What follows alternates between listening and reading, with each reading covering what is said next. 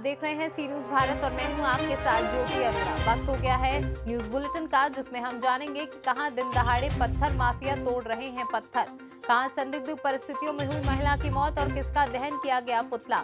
इन सभी खबरों को जानेंगे विस्तार से, तो आइए नजर डालते हैं इस वक्त की बड़ी खबरों। दुमका जिले के मसलिया प्रखंड अंतर्गत सिद्ध पहाड़ी गाँव के पहाड़ी टीले के पत्थरों को दिन के उजाले में ग्रामीण फोड़ रहे हैं। टीले पर से पत्थरों को लुढ़काकर नीचे अपने जमीन पर गिराने के बाद ग्रामीण इसे अपने जमीन से किनारा करने का बहाना बनाकर पत्थर को तोड़ते हैं। बाद में एक जगह एकत्रित कर ट्रैक्टर से बाहर सप्लाई की जाती है। इसी तरह सरकारी संपत्ति का लूट की जा रही है और ये काम कई दिनों से चल रहा है, पर सरकारी दफ्तर को जरा भी भनक नहीं है। अंचल अधिकारी और वन विभाग छाया है कि भनक नहीं है। वन विभाग को पूछने पर बोलता है कि मेरा क्षेत्र में नहीं आता। इसको साइड कर देंगे तब ना तो तोड़ करके साइड तोड़ के साइड करिएगा। तोड़ के साइड कर देंगे। और ये कैसे गिरा यहाँ पे? कैसे गिरा वो नहीं बोल पाएंगे कैसे गिरा। वो तो खोदा हुआ है उधर अभी का खुदा हुआ, देख लीजिए अभी का खुदा हुआ है। वो तो कब का खुदा हुआ? तो देखिए मिट्टी तो देखिए। क्या होगा आपका नाम? आपका नाम बताइए। नाम आपका नाम नहीं बताइएगा। आपका नाम बताइए। आपका नाम क्या है? मेरा नाम आप क्या पूछ रहे हैं? आप तोड़ रहे हैं इसलिए पूछ रहे हैं। आप ही नहीं तोड़ रहे हैं? तो हम तोड़ रहे हैं, मतलब हम अकेले हैं। अगर नहीं तोड़ के स्टार्ट करेंगे तो कैसे? दुमका से सी न्यूज संवाददाता शुभांकर नंदन की रिपोर्ट। आज एटा की तहसील जलेसर के थाना क्षेत्र शकरौली अंतर्गत ग्राम हसन अलीपुर में एक 35 वर्षीय महिला विनीता देवी पत्नी अलकेश सिंह की संदिग्ध परिस्थितियों में मौत हो गई। मृतक का पति अलकेश सिंह ससुर अनिल कुमार व सभी ससुराली जन शव को छोड़कर मौके से फरार हो गए हैं। सूचना मिलते ही घटनास्थल पर मय फोर्स पहुंचे थानाध्यक्ष शकरौली सत्यवीर सिंह ने शव को पोस्टमार्टम कराने के लिए एटा जिला अस्पताल भेज दिया है। मौके पर मौजूद ग्रामीणों से पुलिस द्वारा की गई पूछताछ में मौत की वजह स्पष्ट नहीं हो सकी है और अब पोस्टमार्टम रिपोर्ट आने के बाद ही संदिग्ध परिस्थितियों में हुई महिला की मौत की असल स्थिति स्पष्ट हो पाएगी। एटा से सी न्यूज संवाददाता रमेश जादौन की रिपोर्ट। बलौदा में भारतीय जनता युवा मोर्चा द्वारा छत्तीसगढ़ की कांग्रेस सरकार के वादा खिलाफी के विरोध में आज तहसील परिसर के पास पुतला दहन किया गया, जिसमें योगेश गोयल ने कहा कि बेरोजगारी भत्ता ये हम सभी युवाओं का अधिकार, जिसे छत्तीसगढ़ की दोगली सरकार अपने वादे पूरे नहीं करके युवाओं को गुमराह कर रही है। हमें छत्तीसगढ़ की बाहरी सरकार को जगाकर युवाओं को उनके वादे के मुताबिक बेरोजगारी भत्ता दिलाना है, जिसके विरोध में युवा मोर्चा की टीम व भाजपा की टीम अधिक से अधिक संख्या में पहुंचकर कांग्रेस सरकार का पुतला दहन किया गया।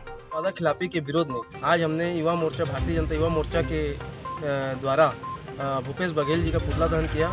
जो उन्होंने बेरोजगारी भत्ता की बात कही थी, उन्होंने जो हमें रोजगार देने की बात कही थी, ना आज तक हमें वो रोजगार दिया, ना आज तक हमें बेरोजगारी भत्ता थी।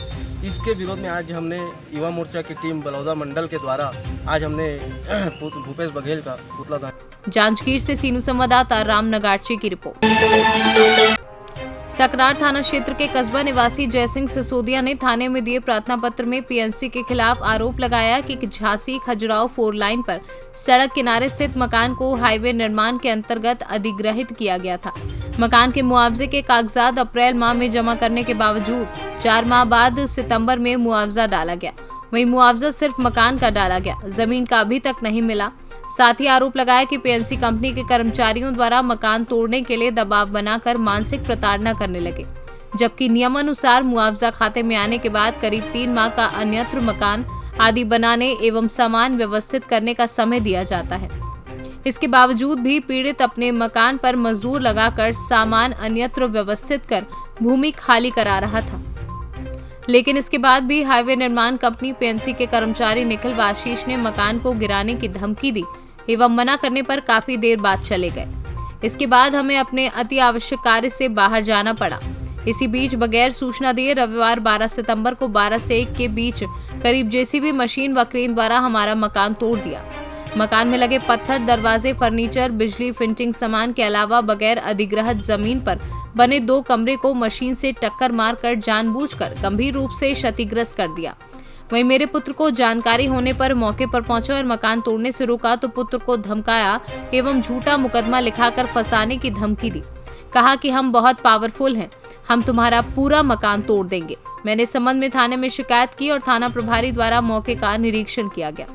पीड़ित ने मकान तोड़ने वालों के खिलाफ उचित कार्यवाही की मांग की है।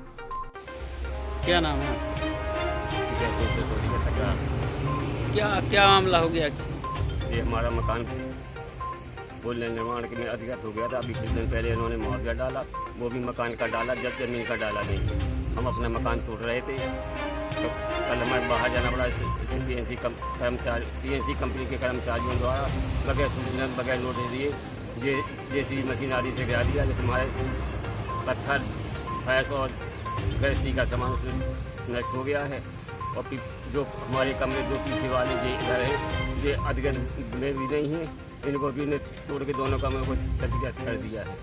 अच्छा, तो जब ये लोग आपका मकान तोड़ रहे थे तो आपको सूचना नहीं दी कि हम लोग मकान तोड़ रहे हैं? कोई सूचना नहीं दी। पैसे मिलने के बाद 90 दिन का टाइम दिया जाता है कि अपना तुम दूसरी जगह व्यवस्था कर सकें, वो टाइम ये पूरा हो गया। अच्छा, तो इसकी आपने शिकायत की किसी से? इसकी हमने शिकायत की थी, थाना में की है।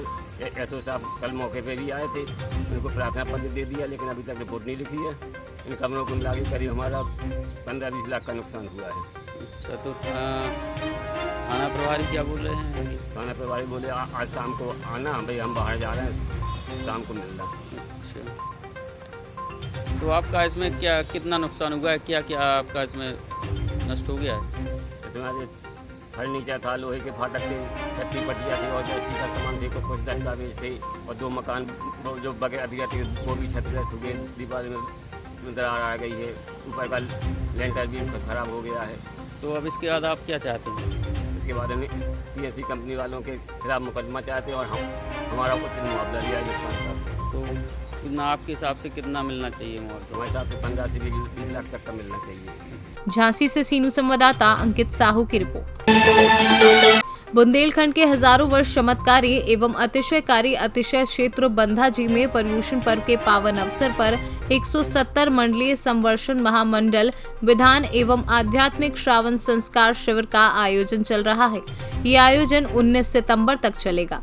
आचार्य भगवान विद्यासागर जी महामुनिराज के मंगल आशीर्वाद एवं मुनि श्री 108 विमल सागर जी महाराज, अनंत सागर जी, धर्म सागर जी, अचल सागर जी एवं भाव सागर जी महाराज का सानिध्य प्राप्त हो रहा है। 170 मंडलीय विधान ये ऐसा आयोजन है जो इतिहास में पहली बार हो रहा है।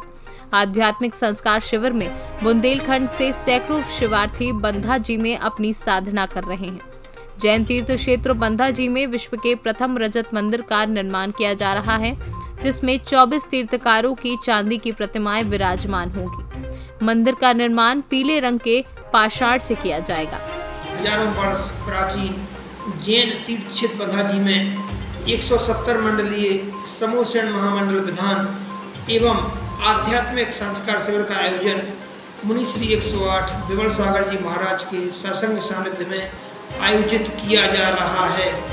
बुंदेलखंड सहित अनेक नगरों से शिवरार्थी शिविर में शामिल होकर धर्म का अमृतपान कर रहे हैं। जैन तीर्थ क्षेत्र बंधाजी में विश्व के प्रथम रजत मंदिर का निर्माण कार्य भी जारी। टीकमगढ़ से सीनू संवाददाता प्रिंशुल जैन की रिपोर्ट। महुआ तालुका के बामनिया उपमंडल की घोर लापरवाही का सबसे अच्छा नमूना महुआ तालुका के वास्कुई गांव स्थित शॉपिंग सेंटर में पाया गया। वास्कुई गांव के JST 3 शॉपिंग सेंटर में लगाए गए बिजली के खंभे केवल खड़े कर दिए हैं, लेकिन बिजली के खंभे ऐसी हालत में खड़े किए हैं जो कभी भी गिर सकते हैं। पावर पोल को खड़ा करने के लिए जो गड्ढे खोदे गए हैं, जिसमें बिजली के पोल को मजबूत और सही तरीके से खड़ा करने में लापरवाही बरती जा रही है। यह आश्चर्य की बात नहीं है कि ये बिजली पोल बारिश के मौसम में बड़ी आफत पैदा करता है, लेकिन इसके बावजूद घटनास्थल में बिजली का पोल दिखाई दे रहा है। गुजरात से सीनू संवाददाता निलय भट्ट की रिपोर्ट। आज जनपद हरदोई के बालामऊ विधानसभा की एक कार्यकर्ता मीटिंग बालामऊ विधानसभा कार्यालय फौजी ढाबा कटियामऊ में दोपहर 11 बजे संपन्न हुई। जनसभा को संबोधित करते हुए प्रदेश सचिव प्रेम प्रकाश वर्मा ने कहा कि जनपद हरदोई की 8 विधानसभा सीटों पर आम आदमी पार्टी पूरी ताकत और दमखम से चुनाव लड़ेगी। आम आदमी पार्टी आगामी विधानसभा चुनाव 2022 में किसी भी पार्टी से गठबंधन न करके पार्टी अकेले ही अपने प्रत्याशी उतारेगी।